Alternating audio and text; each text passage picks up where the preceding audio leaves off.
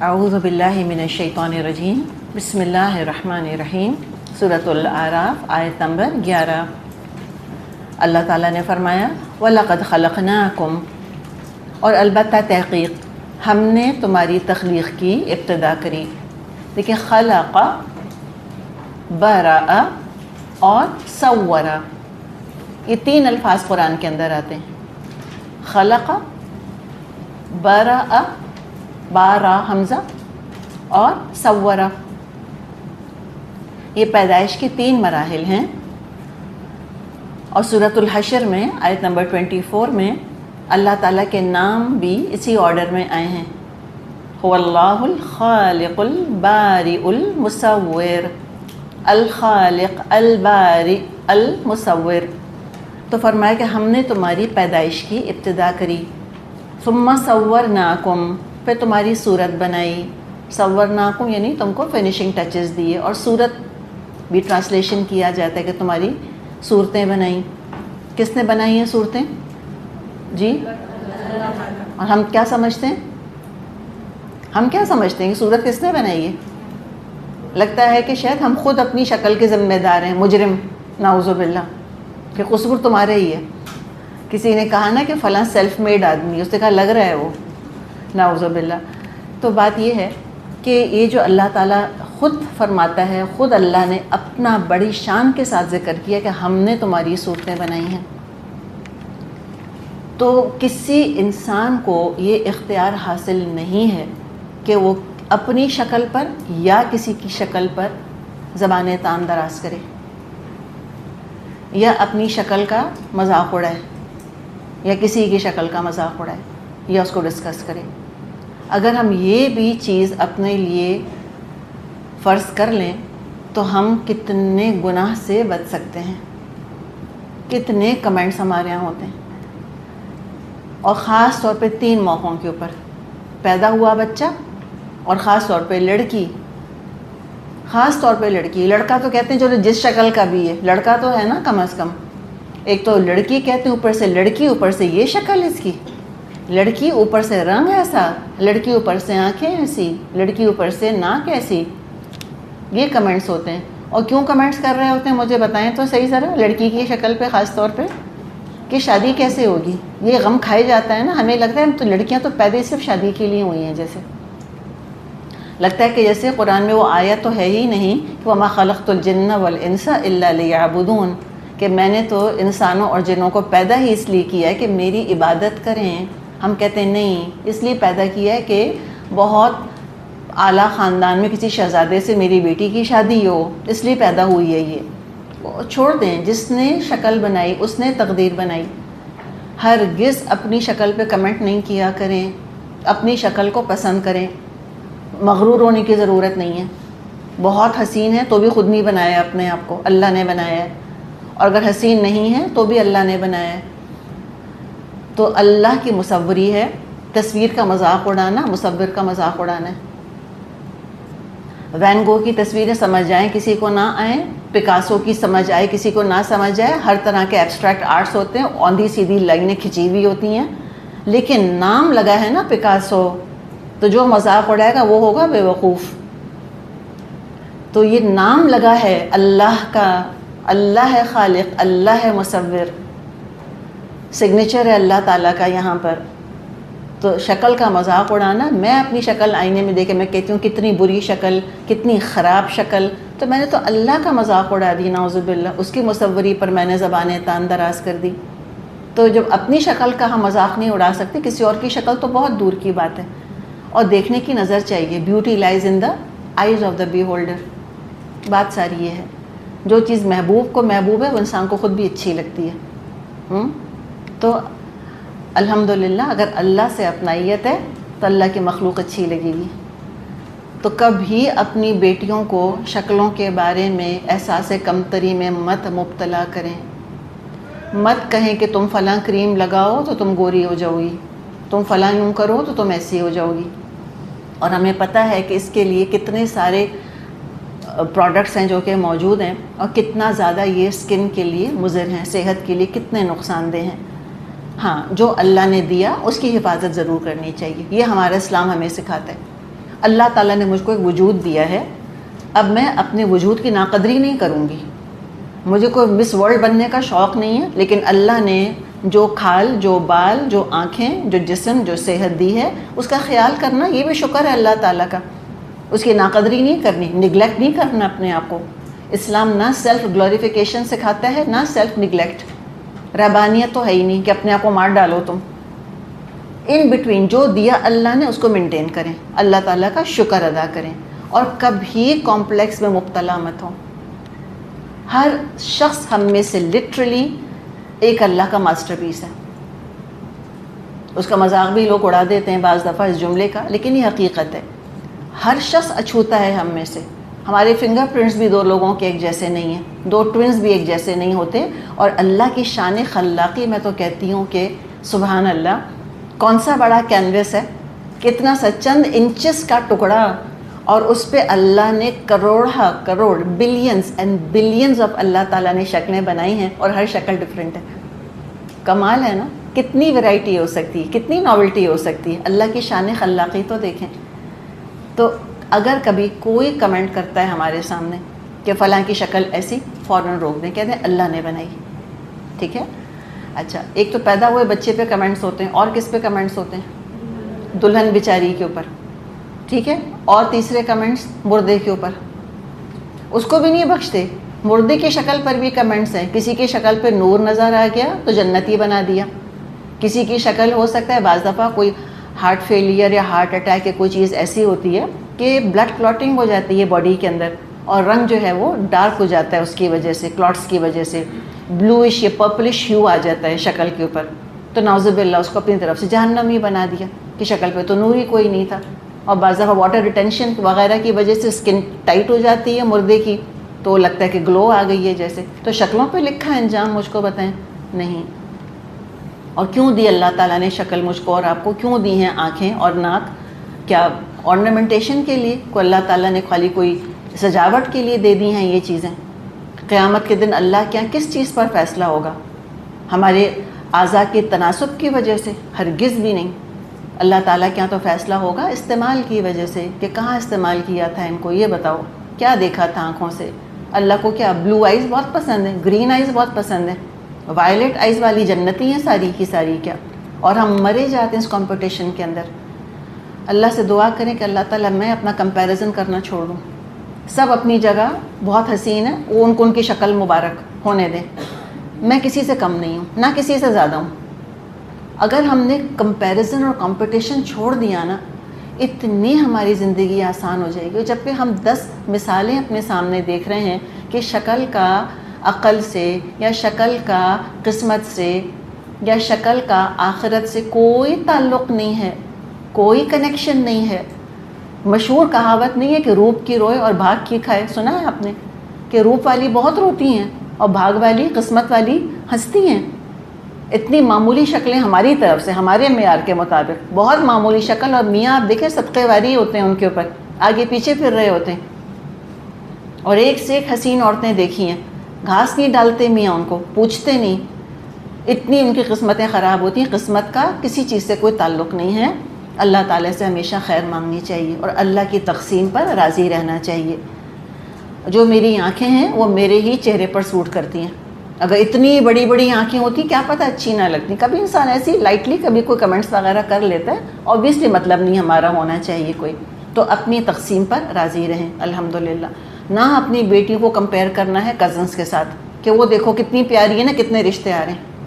بھی سیدھی بات کیا ہے، ایک ہو اور نیک ہو، ایک بھی رشتہ آئے اور اچھا ہے، بس کافی ہے. وہ اپنے گھر میں خوش رہے، بیٹا ہو یا بیٹی ہو. تو اللہ تعالیٰ نے بنایا، اللہ تعالیٰ نے تمہاری صورتیں بنائیں.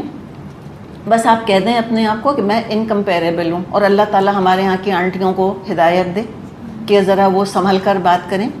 اب خوف آتا ہے ان سے نا، موٹی ہو گئی ہو، دبلی ہو گئی ہو، پمپلز نکل آئے ہیں، یہ کیا ہو گیا ہے تم کو، رنگ جل گیا ہے تمہارا، دھوپ میں جا رہی ہو کیا، سن بلاک نہیں لگاتی. بھئی آپ اپنی شکل دیکھیں نا آئینے میں. ایسی ہو گئی ہے تو شادی کیسے ہوگی؟ دل کرتا ہے انسان کہ آپ کی بھی تو ہو گئی، کسی نے آپ کو بھی تو پسند کر لیا تھا، تو ہمیں بھی کوئی پسند کر لے گا.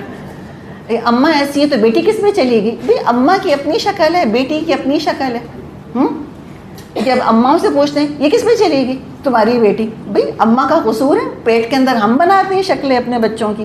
نہیں، اللہ مصوری کر رہا ہے. سورۃ الزمر میں ہم پڑھیں گے 3 تاریکیوں میں اللہ تعالیٰ مصوری کرتا ہے، اللہ تعالیٰ نقش و نگار بناتا ہے. سبحان اللہ، کیا اللہ کی شان ہے.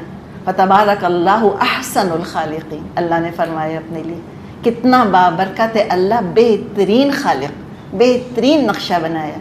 اپنی شکل دیکھ کر کہیں اللہ نے کتنا خوبصورت بنایا مجھ کو. جب ہم اپنے آپ کو خوبصورت نہیں سمجھیں گے کوئی نہیں سمجھے گا ہم کو. اور بعض دفعہ اس حسن نے کیا انسیکیورٹیز میں مبتلا کیا ہے عورتوں کو، وہ بھی ہم دیکھ رہے ہیں. تو اپنی شکل کا ہاسٹیج نہیں بننا مجھ کو اور آپ کو. یہ ایک ضرورت کی چیز ہے، یہ کوئی نمائش کی چیز نہیں دی اللہ نے. اللہ تعالیٰ اس لیے نہیں ڈالے گا کسی کو جنت میں کہ آنکھیں بڑی حسین تھیں یا فلالیس کمپلیکشن تھا ان کا. اللہ تو یہ دیکھے گا کہ آنکھوں سے کام کیا لیا تھا، کانوں سے کام کیا لیا تھا، ان ہونٹوں سے تم نے کیا کہا تھا، ان ہونٹوں کے ذریعے پیٹ میں کیا ڈالا تھا، یہ اللہ دیکھے گا. تو اللہ نے بنایا ثم صورناکم، پہ تمہاری صورت بنائی. اور یہ بھی یاد رکھیں کہ اسلام میں شکل کی بڑی تعظیم ہے. اللہ تعالیٰ نے انسان کی صورت جو بنائی، بعض احادیث آتی ہیں کہ اللہ تعالیٰ نے آدم علیہ السلام کو اپنی شباہت پر بنایا. آدم علیہ السلام کی تخلیق جو کی ہے، جو شکل صورت بنائی، اللہ نے اپنے سانچے پر بنائی. اب وہ کس طرح سے بنائی واللہ عالم، ہم نہیں جان سکتے اس چیز کو. اسی لیے شکل پر مارنے کی ممانعت ہے، تھپڑ منہ پہ نہیں مارنا چاہیے کبھی بھی، اس لیے کہ اللہ تعالیٰ نے یہ بہت باعزت انسان کے جسم کا حصہ بنایا ہے. اور اسی طرح یہ صورت، یہ شکل کسی کے آگے جھکتی نہیں سوائے اللہ کے. تو اللہ نے اتنا خوبصورت بنایا. اور کہتے ہیں اللہ تعالیٰ نے آدم علیہ السلام کو بہت خوبصورت بنایا تھا، بہت حسین تھے، بہت خوبصورت تھے. اور کیوں نہ ہوتے، ظاہر ہے دنیا میں جو حسن دیکھ رہے ہیں ہم، وہ ظاہر ہے کہیں نہ کہیں سے انہیرٹ تو ہوا ہے نا، کوئی جین تو ہے نا جو کہیں سے چلتی چلتی چلی آئی ہے. اور یوسف علیہ السلام کے بارے میں ہم نے سنا ہے کہ اللہ تعالیٰ نے ان کو حسن کا آدھا دیا تھا، سنا ہے نا، یہ سب ہم نے حدیث سنی بھی ہے. تو کس کے حسن کا آدھا؟ بعض لوگ کہتے ہیں آدم علیہ السلام کے حسن کا آدھا، کہ جیسے آدم علیہ السلام جتنے خوبصورت تھے، ان کا آدھا حسن ان کے بیٹے یوسف علیہ السلام کو ملا تھا. یا دنیا میں جو حسن ہے اس کا آدھا یوسف علیہ السلام کو ملا تھا، واللہ عالم، اللہ ہی بہتر جانتا ہے. تو جس کی جو شکل ہے اس کو مبارک. اور کوشش یہ کیا کریں کہ لوگوں کی اچھی بری شکلوں پر بات ہی نہ کریں زیادہ. جب ہم یہ بھی کسی کو کہتے ہیں کہ ہائے کتنی حسین، ہائے کتنی خوبصورت، تو سننے والوں کے اندر خود احساس کمتری پیدا ہونے لگتا ہے. اور یہ بھی ایک حقیقت ہے کہ مرد اتنے لوگ کانشیس نہیں ہوتے جتنی کہ عورتیں ہوتی ہیں. اور یہ کمال کی بات یہ بھی ہے کہ جس عمر میں لڑکیاں سب سے زیادہ کانشیس ہوتی ہیں شکل کے بارے میں، ٹین ایج کے اندر، سب سے ان کی شکلیں اسی وقت کمتر ہوتی ہیں. اس لیے کہ ناک، آپ کو پتہ ہے نا، ناک پوری گرو ہو جاتی ہے اور پورا فیس گرو نہیں ہوا ہوتا اس وقت تک.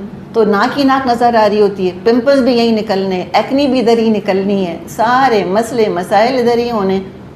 تو لہٰذا زیادہ شکلوں کا ڈسکشن کیا ہی نہ کریں کبھی. ہمیں دیکھیں ایک ماں ہونے کے ناطے ذمہ داری ہے ہماری کہ اپنی بیٹیوں کو شکل کے بارے میں ہم احساس کمتری میں مبتلا نہیں کریں. یہ ساری ماؤں کی بیوقوفیاں ہوتی ہیں. ہم نے ٹرالی کلچر تو بہت سنا ہوا ہے، اور ہم 10 لڑکے کی اماؤں کو برا بھلا کہتے ہیں کہ ٹرالی کھانے آ جاتی ہیں اور لڑکیاں دیکھنے آ جاتی ہیں. مجھے بتائیں کہ جس کی بیٹی ہے اس نے پیش کیا کہ نہیں کیا اپنی بیٹی کو؟ انہوں نے کیوں کیا؟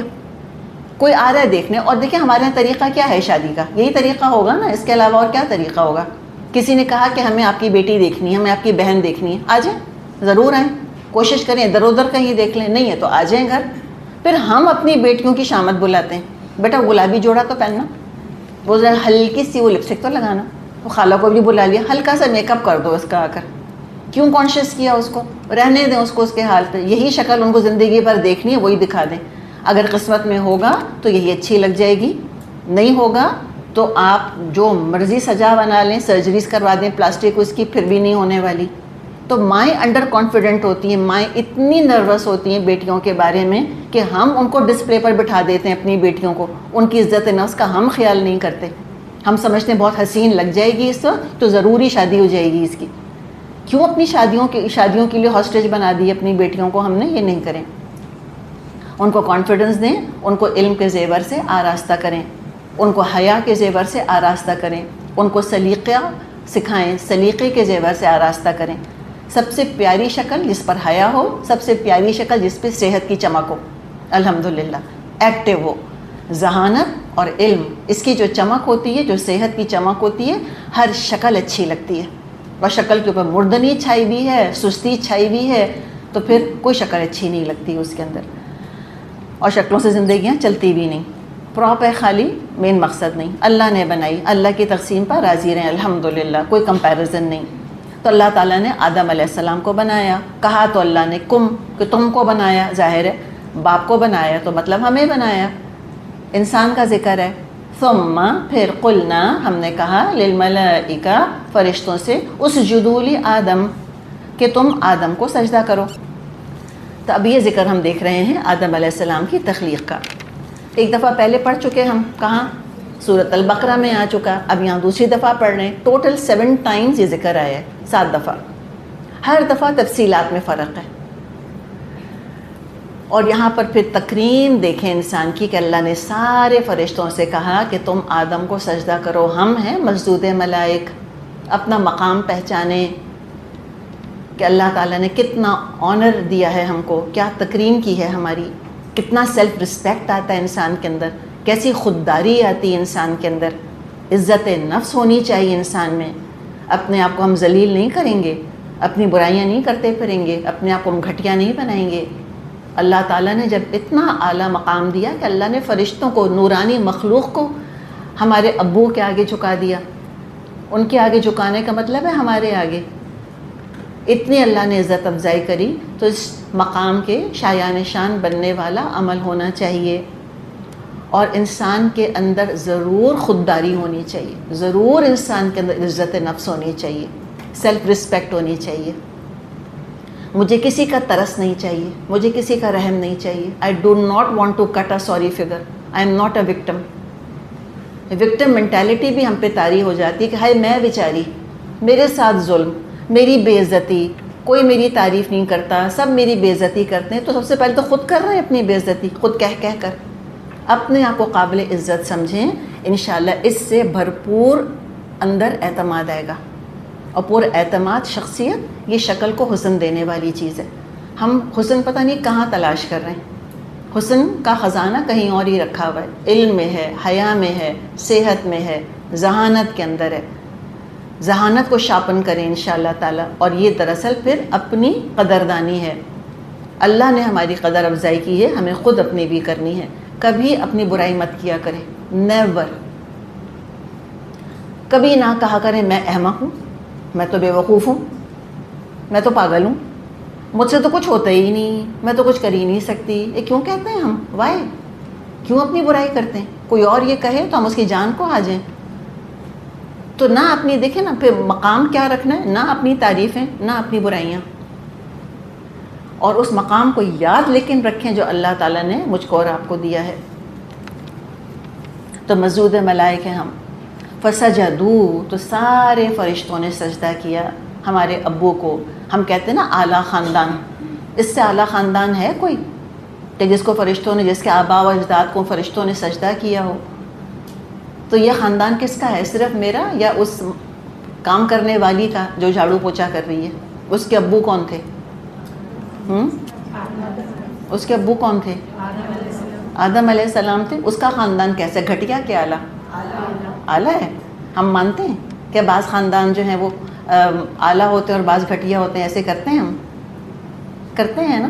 کتنا فرق ہے ہمارے کہتے ہیں کہ وہ تو خاندانی, وہ تو غیر خاندانی, وہ اعلیٰ خاندان, وہ گھٹیا خاندان. تو کس کو گھٹیا کہہ رہے ہیں؟ کو 2-3 اللہ تعالیٰ نے کیا انسان بنائے تھے کہ ایک خاندان چل رہا ہے کسی ایک انسان سے جو بہت اعلیٰ, اس سے کمتر انسان جو کہ کم, اور اس سے بالکل گھٹیا انسان جو کہ گھٹیا تر خاندان ہے جس سے چل رہے ہیں.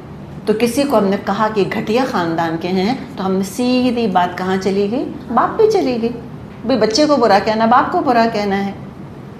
تو یہ ہیومن ڈگنیٹی کا خیال رکھیں. کوئی کافر ہے یا مومن ہے, انسان ہے.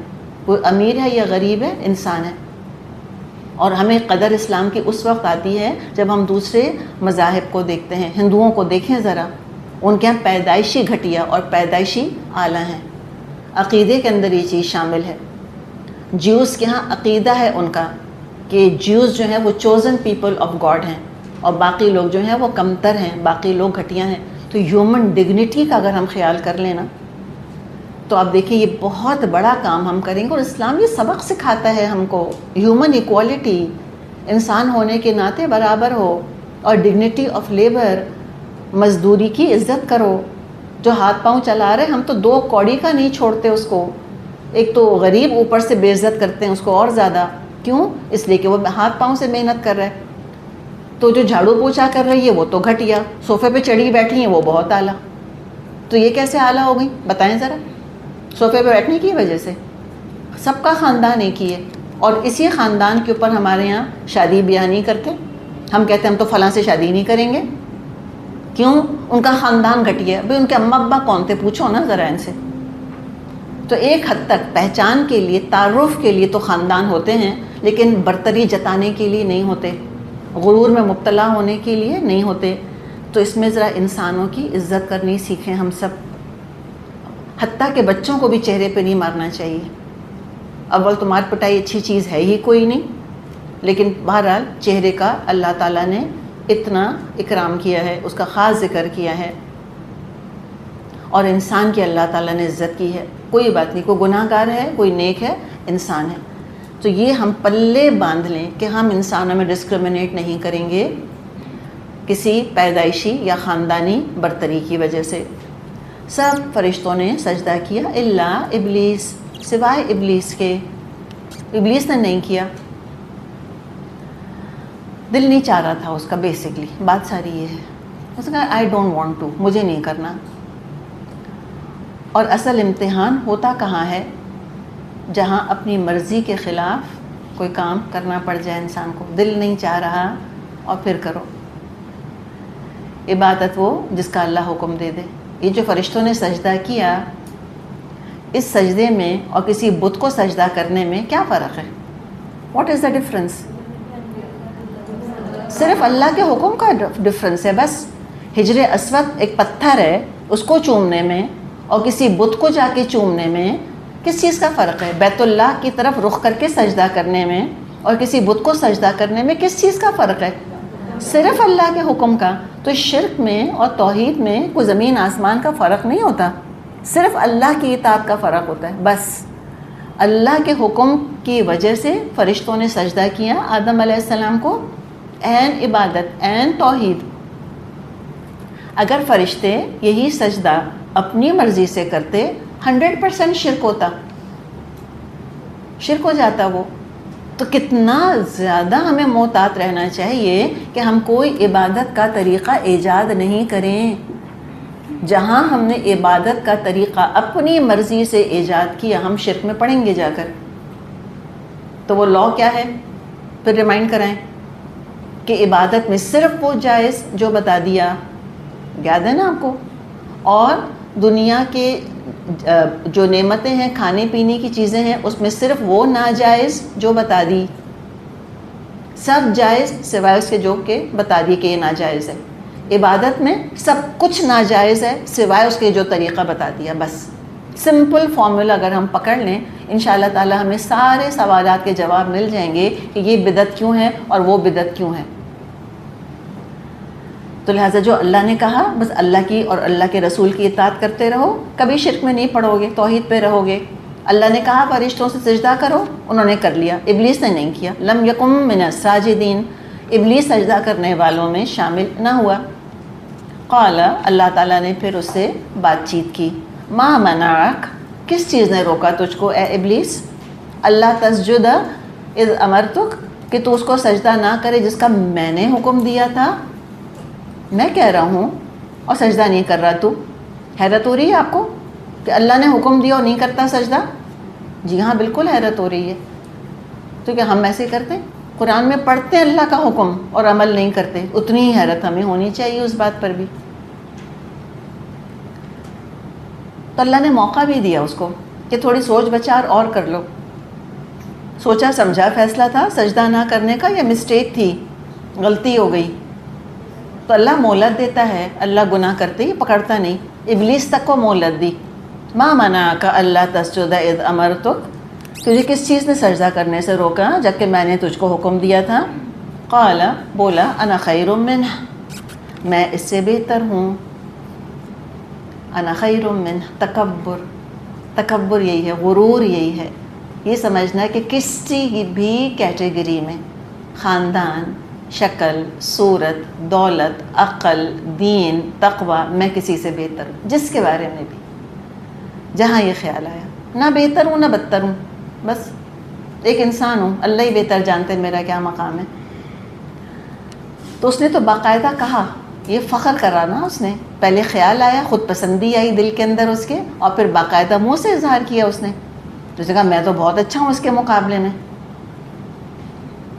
خلقتنی من نار، تو نے مجھ کو آگ سے پیدا کیا ہے، وخلقتہ من طین، اور اس کو مٹی سے پیدا کیا. خود ہی فرض کر لیا کہ آگ جو ہے وہ مٹی سے بہتر ہے. یہ ہے دراصل لاجک کے پرابلمز.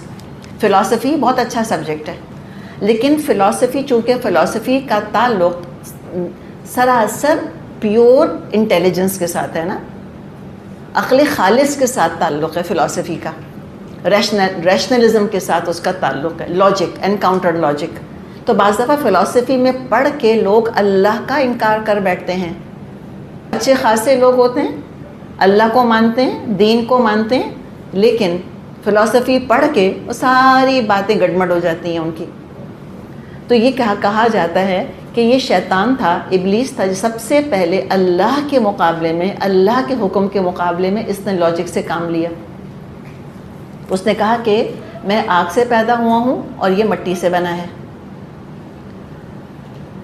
تو جو بھی یہ سمجھتا ہے کہ عزت کا یا جنت کا تعلق نسب سے اور نسل سے ہے، وہ دراصل ایک شیطانی ذہنیت ہی لیتا ہے، شیطانی ذہنیت ہی رکھتا ہے. کوئی پیدائشی افضل نہیں، کوئی پیدائشی گھٹیا نہیں. اور یہ جو اس نے کہا کہ میں آگ سے پیدا ہوا ہوں، تو نے مجھے آگ سے بنایا، اس کو مٹی سے بنایا، یہ بات بھی غلط ہے. خود ہی فرض کر لیا. اور یہ لوگوں کا طریقہ ہوتا ہے کہ پہلے وہ خود ہی پیرامیٹرز ڈرا کر لیتے ہیں. وہ کہتے ہیں نا کہ ایرو شوٹ کرنے کے بعد بلز آئی ڈرا کرنا، یہ ہوتا ہے کچھ لوگوں کا طریقہ. پہلے اپنا ایک انہوں نے سمجھے کہ فیصلہ کر لیا، اور اس کے بعد چونکہ انہوں نے سوچ لیا کہ ہم کو یہاں پہنچنا ہے، یہ میرا ٹارگٹ ہے، اس کے بعد ٹارگٹ بعد میں ڈرا کرتے ہیں. پہلے سوچ لے کہ اللہ کا انکار کرنا ہے، اس کے بعد اس کے لیے ثبوت فراہم کرنے شروع کرتے ہیں. اس کو بات نہیں ماننی تھی، سمپل ترین حکم تھا سجدہ کرو، کوئی مشکل کام نہیں تھا. اس اکیلے سے بھی نہیں کہا تھا، اجتماعی طور پہ سارے فرشتے کر رہے تھے، اور سب کے ساتھ مل کر مشکل سے مشکل کام بھی آسان ہو جاتا ہے. اس کو بیسکلی کرنا نہیں تھا، دل نہیں چاہ رہا تھا، دیٹس اٹ. اللہ نے کوئی ناممکن حکم نہیں دیا تھا اس کو. اور اس کا یہ کہنا کہ آگ بہتر ہے، غلط. آگ میں بھڑکانا ہے، آگ میں جلانا ہے، آگ میں تیزی ہے. مٹی کی اپنی خصوصیات ہیں، توازو ہے مٹی کے اندر، ٹھہراؤ ہے اس کے اندر. مٹی زندگی کو سپورٹ کرتی ہے، چیزوں کو اگاتی ہے، بڑھوتری ہے اس کے اندر، فرٹیلیٹی ہے اس کے اندر. تو نہ گھٹیا ہے نہ بڑھیا ہے، وہ الگ ہے وہ الگ ہے. کمپیئرنگ ایپلز وتھ اورنجز، کوئی کمپیریزن ہی نہیں تھا. اسٹوپڈ لاجک ہے، بالکل سینس لیس لاجک دی اس نے کہ میں تو آگ سے بنا، یہ مٹی سے بنا. تو اللہ تعالیٰ نے اب بحث نہیں کی. اللہ کو تو پتہ ہے کہ بس یہ تو اڑ گیا ہے، بات ہی نہیں ماننی، باقی تو سارے بہانے ہیں. قال، اللہ نے فرمایا فاہبط منہا، اچھا تو یہاں سے اتر. فما یکون لک ان تتکبر فیہا، تجھ کو حق نہیں کہ یہاں پہ تو تکبر کرتا پھرے. اللہ کے سامنے تکبر کر رہا ہے. اور اللہ نے کس چیز کو تکبر کہا؟ نافرمانی کو. ہم پتہ نہیں ایروگنٹ پراؤڈ کس کو سمجھتے ہیں. ہم کہتے ہیں یوں کپڑے پہن کے یوں چلتی ہیں تو پراؤڈ ہیں، ہم جاتے ہیں تو بات نہیں کرتی تو پراؤڈ ہیں. اصل پرائڈ کیا ہے؟ اللہ کی بات کو ٹھکرا دینا، اللہ کے آگے سر نہ جھکانا. وہ ہیں سارے متکبر. ہم کہتے ہیں نہ بڑے ماڈسٹ لوگ ہیں، دیکھو کتنے سویٹ ہیں، غریبوں سے دیکھو کیسے ہنس ہنس کے ملتے ہیں. نماز پڑھتے ہیں کہ نہیں پڑھتے ہیں یہ بتائیں؟ اگر نماز نہیں پڑھتے تکبر ہے ان کے اندر، سیدھی بات. جو پیشانی، جو چہرہ اللہ کے آگے نہیں جھکتا، اس سے بڑھ کر متکبر اور کوئی نہیں ہے. سراسر تکبر کا ڈیفینیشن یہی ہے. ہم دھوکہ کھاتے ہیں ڈرائنگ روم مینرز کی وجہ سے. اللہ نے کہا تجھ کو زیب نہیں دیتا کہ تو یہاں تکبر کرے. فخرج، تو نکل، انک من الصاغرین، تو چھوٹا ہونے والوں میں سے ہے. تو خود اپنی ذلت چاہتا ہے دراصل۔ صحیح مسلم میں حدیث ہے، آپ صلی اللہ علیہ وسلم نے فرمایا کہ اللہ تعالیٰ فرماتا ہے کہ کبریائی میری ردا ہے، ردا اوپر کی چادر، یہ عرب پہنا کرتے تھے کہ کبریائی بڑائی میری چادر ہے اور عزت میرا ازار، ازار نیچے کی چادر۔ عام طور پہ لباس دو چیزوں پر مشتمل ہوتا ہے نا، اوپر کا ایک لباس ہوتا ہے اور ایک نیچے سے پہننے والا ہوتا ہے۔ تو فرمایا کہ کبریائی میری ردا ہے اور عزت میری ازار ہے، جو ان میں سے ایک بھی مجھ سے چھینے گا اس کو میں آگ میں ڈالوں گا۔ تو تکبر کرنے والا کیسا؟ جیسے کہ اللہ کا مقابلہ کرنے والا۔ کہا کہ تو نکل یہاں سے۔ قال، بولا ابلیس، انظرنی الی یوم یبعثون، مجھے اس دن تک کی مہلت دے جب کہ یہ سب دوبارہ اٹھائے جائیں گے۔ کس سے مانگ رہا ہے؟ اللہ سے۔ یبعثون، یوم یبعثون، یہ کون سا دن ہے؟ قیامت کا دن۔ اللہ کو مانتا ہے، قیامت کو مانتا ہے، پھر بھی کیا ہے؟ ابلیس۔ ہم کہتے ہیں لوگ، یہ تو کہتے ہیں نا کہ ہم اللہ کو مانتے ہیں، ان گاڈ وی ٹرسٹ، یہ تو ڈے آف ججمنٹ کو مانتے تو ہیں، تو کیا ہوا؟ شیطان بھی مانتا ہے، تو پھر وہ مومن کیوں نہیں ہے؟ سورہ بقرہ میں ایگزیکٹلی یہ نہیں پڑھا ہم نے، وَمِنَ النَّاسِ مَن يَقُولُ آمَنَّا بِاللَّهِ وَبِالْيَوْمِ الْآخِرِ، لوگوں میں سے وہ بھی ہیں جو کہتے ہیں اللہ پر ایمان لائے اور یوم آخر پر ایمان لائے۔ اللہ کا فیصلہ کیا ہے؟ وَمَا هُم بِمُؤْمِنِينَ، وہ مومن نہیں ہیں، وہ ذرا سے بھی مومن نہیں ہے، اتنا سا بھی ایمان نہیں ہے ان کے اندر۔ اصل ایمان کیا ہے؟ ایمان بالرسول۔ اور ڈے ون سے ابلیس کی دشمنی رسولوں سے رہی، ڈے ون سے۔ تو اب یہی وہ مقام ہے جو ہم یہاں پڑھ رہے ہیں کہ جہاں اس نے اللہ تعالیٰ سے مہلت مانگی کہ انسان کا امتحان لینے کے لیے مجھ کو مہلت دے دے۔ قال انک من المنظرین، اللہ تعالیٰ نے ایک شان بے نیازی سے کہا کہ جا، تجھ کو مہلت دے دی گئی۔ اس نے مہلت کب تک مانگی تھی؟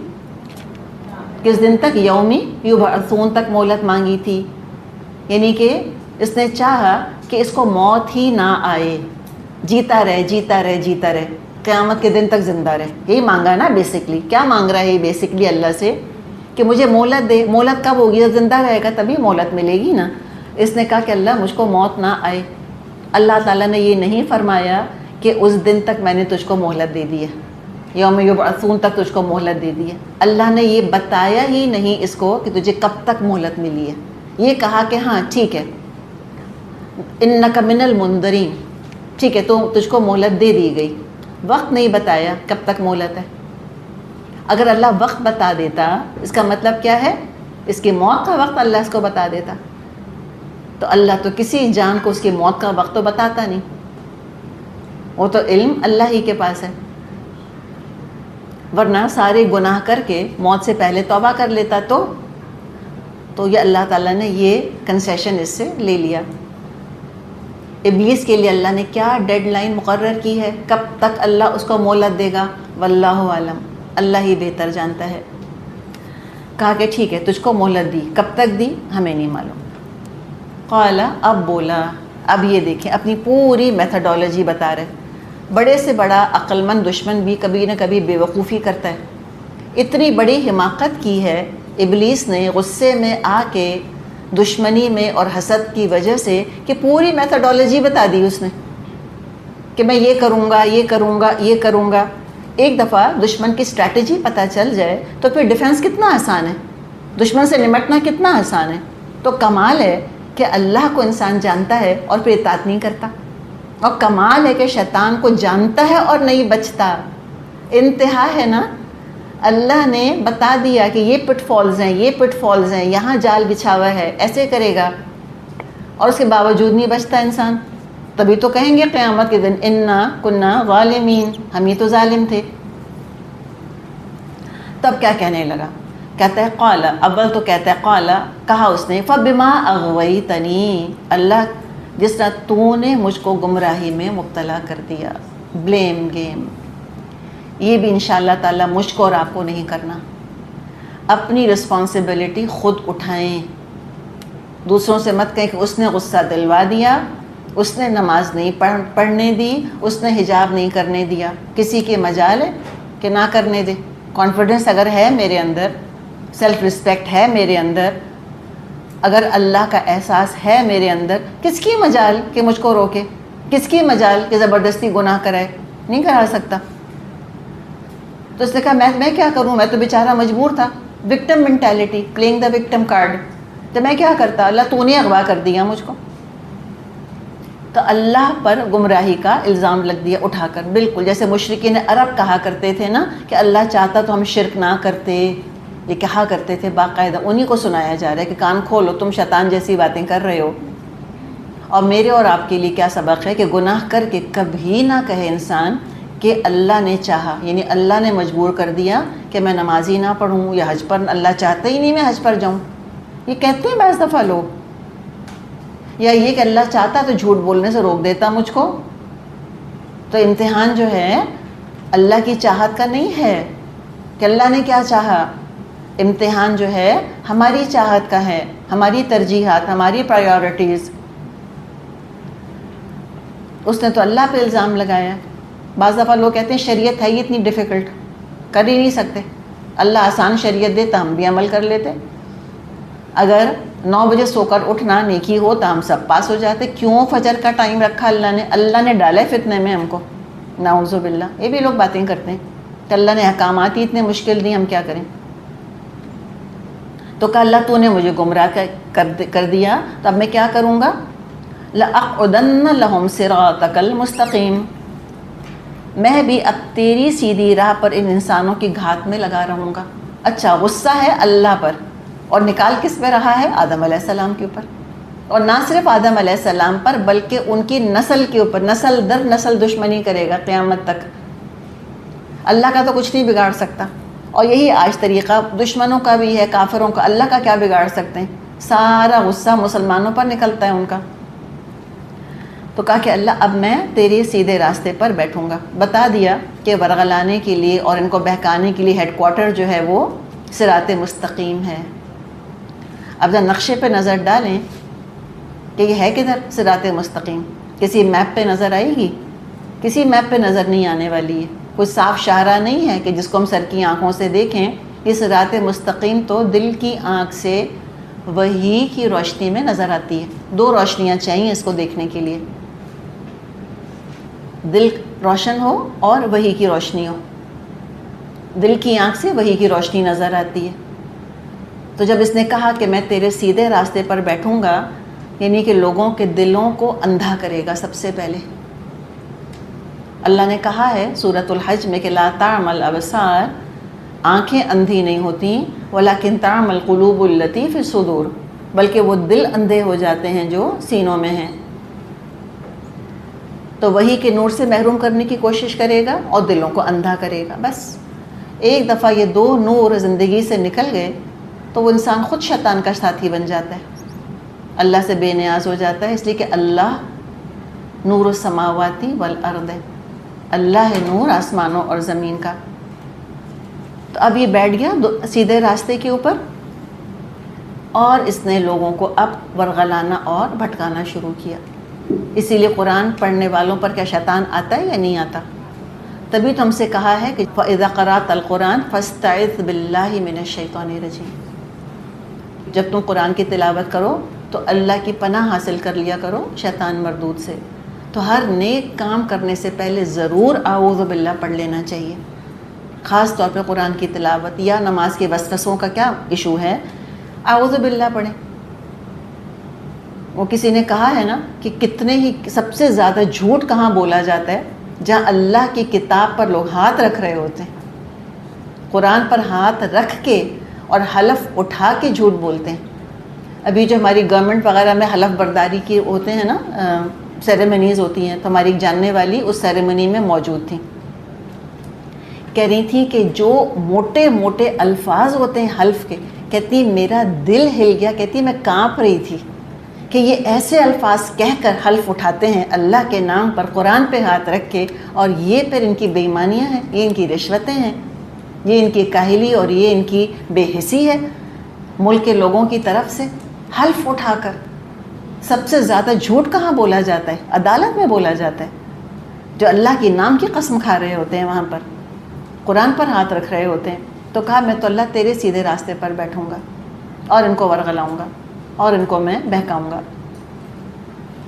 اور کیا کروں گا؟ ثم پھر لآتینہم لازماً آؤں گا، ضرور آؤں گا، من بین ایدیہم سامنے سے، ومن خلفہم اور پیچھے سے، وعن ایمانہم اور دائیں سے، وعن شمائلہم اور بائیں سے، ولا تجد اکثرہم شاکرین اور تو ان میں سے اکثر کو شکر گزار نہیں پائے گا. تو اس نے حملے کی قوت اور اس کا ملٹی ڈائمینشنل ہونا سب بتا دیا اس نے. ہمہ جہت ہونے کا اندازہ لگائیں، ہر جہت سے، ہر ڈائریکشن سے آئے گا. اور یہ کون لوگ ہیں جن پر یہ حملے کامیاب ہوں گے؟ جو گھپ اندھیرے میں پہلے ہی بھٹک رہے ہیں اندھے ہو کر، نہ وحی کا نور ہے، نہ دل میں کوئی اللہ کی محبت کا نور ہے. امیجن کریں اندھا انسان، گھپ اندھیرا، اور پھر دشمن کا حملہ شروع ہو تو کیسے بچ سکتا ہے؟ بچ ہی نہیں سکے گا. وحی کا چراغ خود ہی گل کر دیا،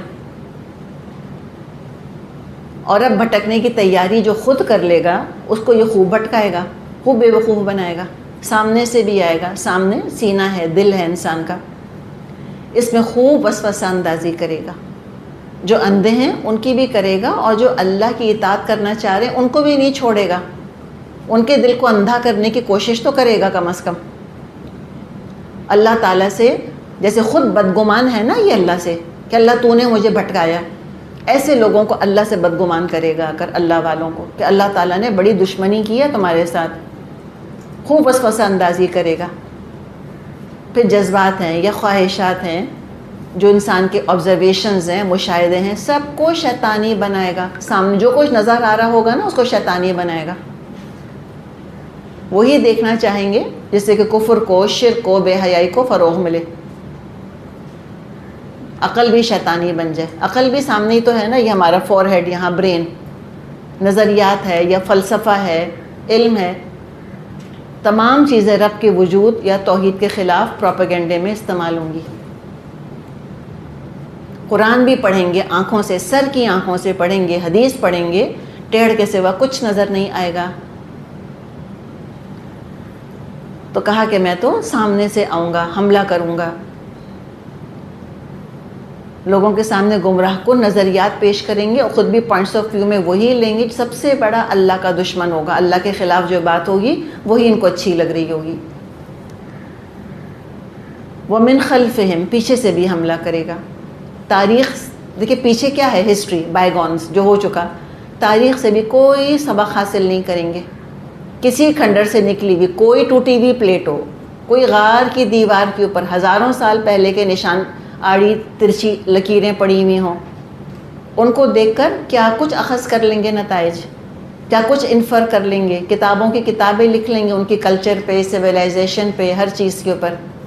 لیکن رسولوں کی دعوت، اللہ کی کتاب سامنے ہے، کہیں گے اساطیر الاولین. یہ تو ایسی بڑی ویلیجز کی باتیں ہیں ساری، کوئی سبق نہیں لیں گے تاریخ سے.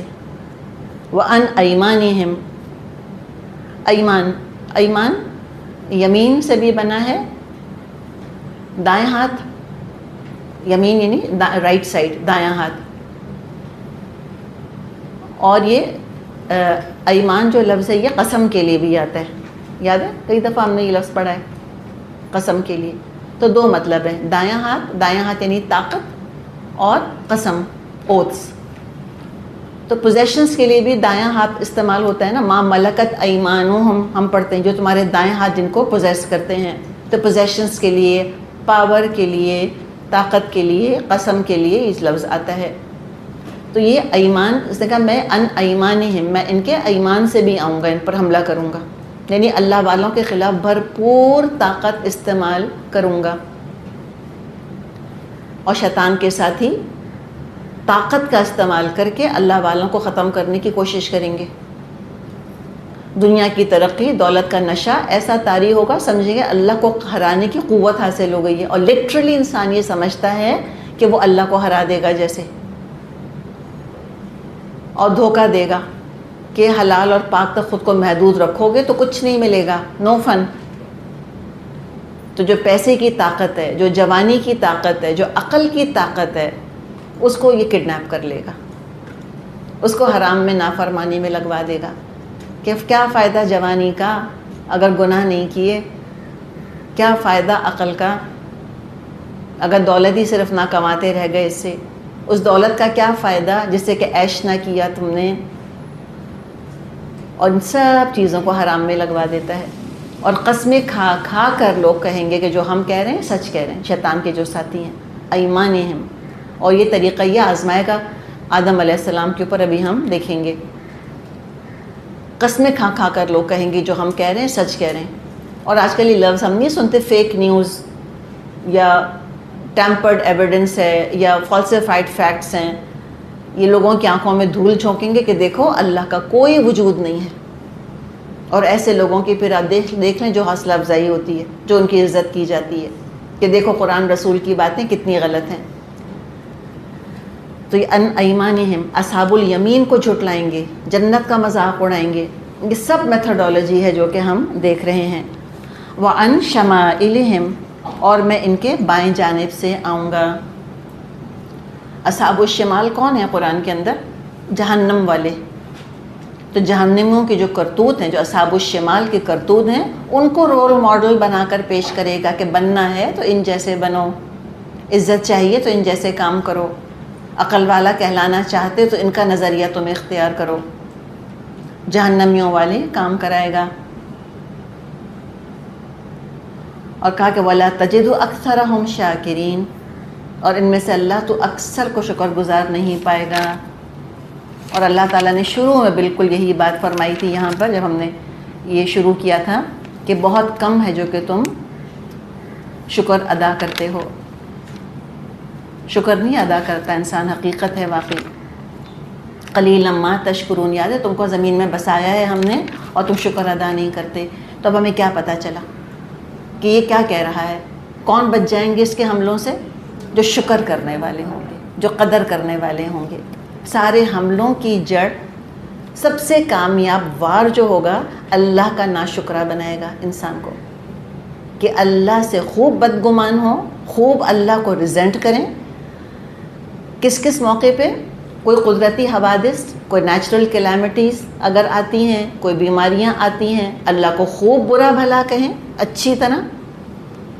کوئی شریعت کا حکم سامنے آئے تو اللہ پر ظالم، اللہ پر دشمن ہونے کا الزام لگائیں. پریجڈس نعوذ باللہ، اللہ پہ الزام لگائیں کہ ہیومن رائٹس وائلیشن کون کر رہا ہے؟ اللہ کر رہا ہے، نعوذ باللہ. جو نعمت ملے کم ملے، خوب ناشکری پیدا کرے گا. انگزائٹیز اور ڈپریشنز ہمارے یہاں ہیں کیوں؟ سب دیکھیں آپ کتنے سائیکولوجیکل ہمارے یہاں ایشوز ہیں، وہ صرف ناشکری کی وجہ سے. جو نعمت ملے گی کم لگے گی، چاروں طرف سے گھیرا ڈالے گا. تہذیب اور تمدن اور کلچر اور فیشن اور تفریح اور آئیڈیالوجی اور نظریات، سب کو فحشا اور منکر کے ذریعے بگاڑ دے گا. فیشن کے اندر کوئی برائی نہیں ہے، ضرور فیشن کرے انسان. فیشن کیا ہے؟ بیسکلی ایستھیٹک سینس ہے نا انسان کا، حس لطیف ہے. اچھی اچھی خوبصورت چیزوں کو استعمال کرنا، خود کو اچھا سا بنا کے رکھنا، اچھا خوبصورت بنا کے رکھنا اپنے آپ کو، اچھی طرح پریزنٹ کرنا اپنے آپ کو، اسی کو فیشن کہتے ہیں. کیا حرج ہے فیشن میں؟ کوئی حرج نہیں. لیکن جب بے حیائی اس میں عنصر کے طور پہ شامل ہو جائے تو پھر ظاہر ہے وہ شیطانی بن کے رہ جاتا ہے. اور بے حیائی کو فروغ اگر ملا ہے تو فیشن کے ذریعے ملا ہے، ہم جانتے ہیں. تو تہذیب، تمدن، کلچر بہت اچھی چیز ہے. ہر علاقے کا کلچر ہوتا ہے، کچھ اس کی اپنی خصوصیات ہوتی ہیں. ان سب کے اندر کوئی نہ کوئی اللہ کی نافرمانی شامل کرا دے گا، سب کو بگاڑ دے گا. تو اپنا بچاؤ کرنا ضروری ہے. ابن عمر فرماتے ہیں رسول اللہ صلی اللہ علیہ وسلم صبح شام یہ کلمات پڑھا کرتے تھے اور کبھی ناغہ نہیں کرتے تھے. نہ کسی رسول کو چھوڑا ہے اس نے، شیطان نے، نہ کسی ولی کو چھوڑا، نہ کسی نبی کو چھوڑا. تو مجھے اور آپ کو کیسے چھوڑے گا؟ تو کرنا کیا ہے؟ پروٹیکشن کرنا ہے ہم کو. تو آپ کون سے کلمات پڑھتے تھے؟ بلا ناغہ پڑھا کرتے تھے کہ اللہم انی اسألک العفو والعافیۃ فی الدنیا والآخرہ. اللہ تجھ سے میں اور عافیت کا، معافی کا اور عافیت کا سوال کرتا ہوں دنیا اور آخرت میں. اللہم، اے اللہ، انی اسألک العفو والعافیہ، اللہ تجھ سے میں معافی کا اور عافیت کا، حفاظت کا سوال کرتا ہوں فی دینی اپنے دین کے معاملے میں، و دنیای اور اپنی دنیا کے معاملے میں، و اہلی اور اپنے گھر والوں کے بارے میں، و مالی اور اپنے مال کے بارے میں۔ اللہم استر عوراتی، اللہ تعالیٰ میری کمزوریوں کو ڈھانپ دے، و آمن روعاتی، اللہ تعالیٰ میرے وسوسوں و اندیشوں کو امن دے دے۔ اور کیا ہے دعا؟ اللہم احفظنی، اللہ میری حفاظت فرما، من بین یدی آگے سے، ومن خلفی اور میرے پیچھے سے، وعن یمینی اور میرے دائیں سے، وعن شمالی اور میرے بائیں سے، ومن فوقی اور اللہ اوپر سے میری حفاظت فرما، وَأَعُوذُ بِعَظَمَتِكَ أَنْ أُغْتَالَ مِنْ تَحْتِي، اور اللہ میں تیری عظمت کی پناہ میں آتا ہوں کہ زمین کے نیچے سے، پیروں کے نیچے سے کوئی عذاب جو ہے وہ ابل پڑے۔ تو اس نے ڈائریکشنز کون کون سے بتائے ہیں شیطان نے؟ رائٹ اور لیفٹ، اور آگے اور پیچھے، اور 2 ڈائریکشنز نہیں بتائے، اوپر اور نیچے۔ تو اوپر دعا، نیچے سجدہ۔ سجدہ نہ کرنے کی وجہ سے ایشو ہوا تھا نا اس کو۔ ہم خوب سجدے کریں، خوب اللہ تعالیٰ سے ہم دعائیں کیا کریں۔ تو پوری میتھڈالوجی بتا دی ہے اس نے، سب کچھ بتا دیا، اور یہ بھی کہا کہ اکثر شکر گزار نہیں ہوں گے، قدر نہیں کریں گے اللہ تیری۔